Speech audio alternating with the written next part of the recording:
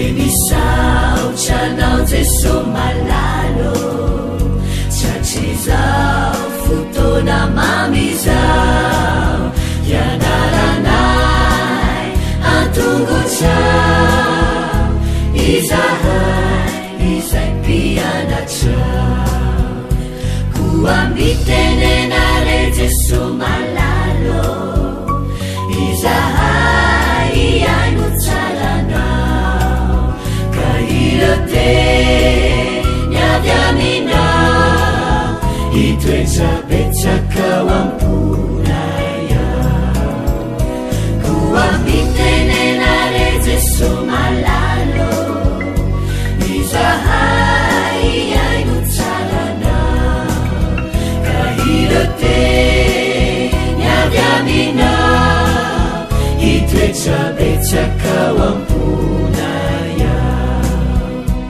irate niavy aminao itoetsabetsakao amponaya.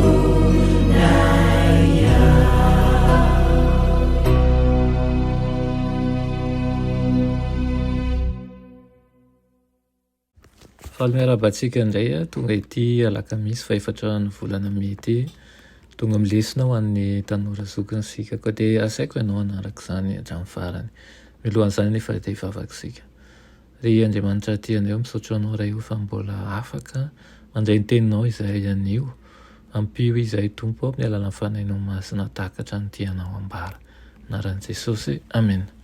Lohateny lesona antsika androany dia manao hoe kajy marina. Kajy marina tokony andinika amin'ny mpahamatorana ny faminaniana isika ary tsy tokony hitsahatra amin'izany mandrapatonga antsika hanapahalalana tsara mikasika ny fitoerana masina izay asongadinina ao amin'ireo fahitana sy eo an-tanela any-Jaona zany. Manampy antsika takatra ny toerana misy antsika kehitriny sy ny asantsika izany loha hevitra zany ary manome antsika porofo tsy azo lavina ny amin'ny tarehan'Andriamanitra antsika tamin'ny lasa ihany koa. Manazava ny fahadisopana tenana tamin'ny 1844 zany ary maneho amintsika fa tsy ny tany no fitoerana masina ny diovina arak'izay no heverintsika fa Kristy no niditra atao amin'ny efitra masina indrindra ary manao ny asa mampisorona be azy ho fanatanterahana ny tenin'ny anjely nataony tamin'ny Daniela mpaminany. Nanomboka ny 310 andro rehefa nivoaka ny didiny ilay mpanjaka Artaxerxes mikasika ny hanorenana indray an'i Jerosalema tamin'ny fararan'ny taona 714 talohan'i Kristy. Raha raisintsika ho teboka iangana nefa izany dia hita fa tonga lafatra ifirindran'ireo toe-javatra voalaza mialoha.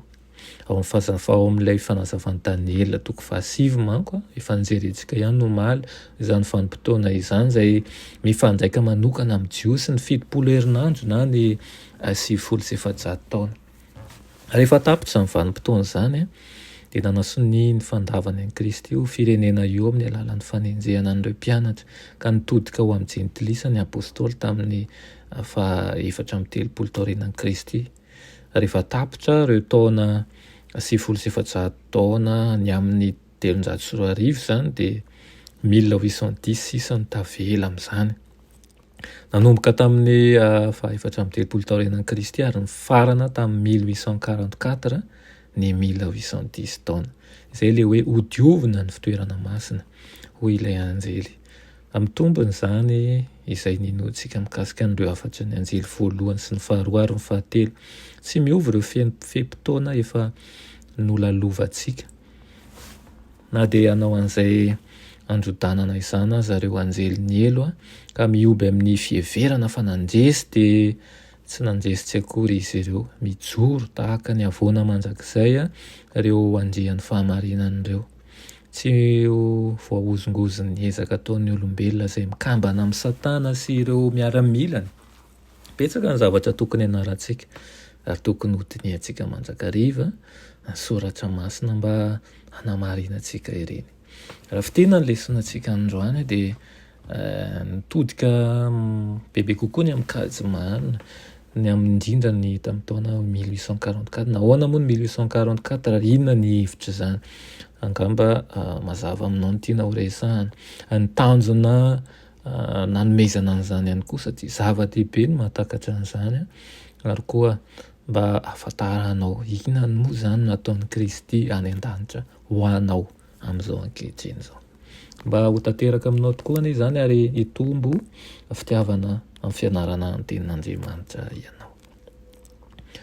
Afaka saotra anao zay rehony amin'izany lesona nomenao anay io zany. Misaotra Tompo zay tsy mambela anay irery fa mampianatra anay mandrakariva mba ahafantaranay ny zava-misy tany aloha sy iainana ankehitriny zay efa voasoratra ary ny zava-misy rehetra any an-danitra ihany koa. Izahay dia tsy kisendrasendrana ny fisiana iny na ny fahavelomana ankehitriny fa misaotra mandrakariva mamposaka ny fahasoavanao sy ny fitiavanao aminay tsirairay avy. Anaran'i Jesosy. Amen.